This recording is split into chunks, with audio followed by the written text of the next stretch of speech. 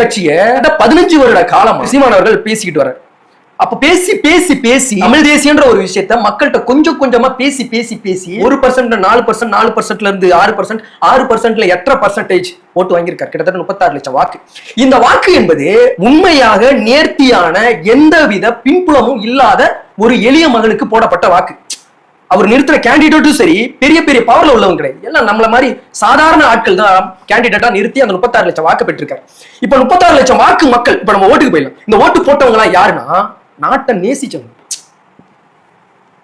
ஒரு எல்லாமே கட்சி தொடங்கியோன்னு என்ன பண்ணுவாங்க, ஒரு மாற்று வரும் அப்படின்னு. தேமுதிக விஜயகாந்த் அவர்கள் கட்சி ஆரம்பிச்சோன்னு ஒரு மாற்று வரும்னு சொல்லிட்டு பெரிய எதிர்பார்ப்பு இருந்துச்சு. மக்கள் ஒரேபடியா திரண்ட போது திடீர்னு போயிட்டு அதிமுகவோட கூட்டணி வச்சார்.